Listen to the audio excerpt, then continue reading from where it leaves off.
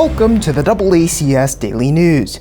The Attleboro Arts Museum has recently reopened their doors after being closed for several months due to COVID-19. Along with their reopening is a new exhibit featuring World War II posters.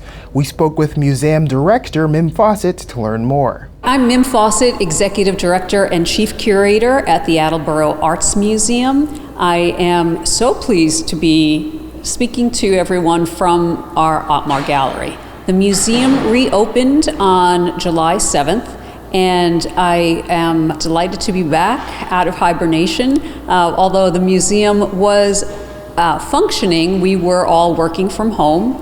But now we're back, and I'm delighted to present Sign of the Times.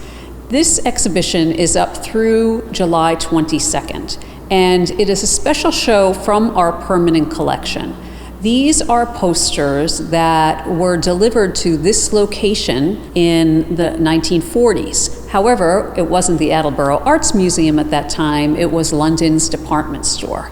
The London family, in particular Fanny London, was committed to the war effort and had registered to receive posters from Washington, D.C., and when those posters would arrive to help sell war bonds or to help with conservation measures during the 40s to support the war effort, the posters would be hung, Fanny would hang them in the window.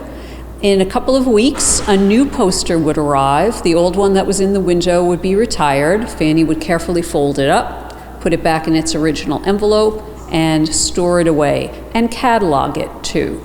And the posters are in remarkable condition because of that. They really only saw the light of day for about 2 weeks each, and then were popped into a box and kept under safeguard. When the museum moved to this location in 1994, David London had generously donated a series of posters to the museum's permanent collection, and selections are what you see here. We did do a grand exhibition of posters in 2009. David and Toby London, his wife, were instrumental in bringing in their personal collection of posters that also hung in the window, and we showed that work. And a few of those are on display here, but for the most part, these are all fresh. They have not been seen really since the 40s. What is so interesting about this exhibition is that I feel it's a time capsule. It gives us a special window into what was going on within the U.S. during that critical period of time.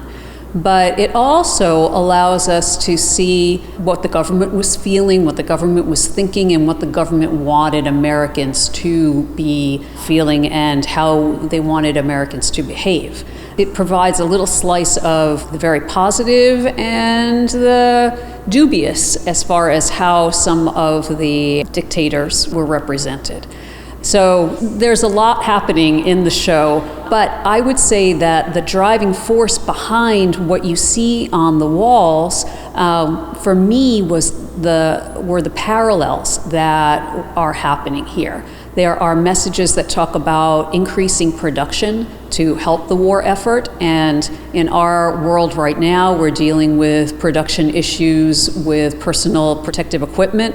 There are calls for unity and community, and there's certainly that going on today. So, here we are 75 or so years later, and we're looking at similar messages under a different umbrella, but similar messages to respond to. We are requiring all of our visitors to wear masks, to have a temperature check when they first come in, to give us their contact information that we will only use for contact tracing purposes, and then, of course, to physically distance, to social distance.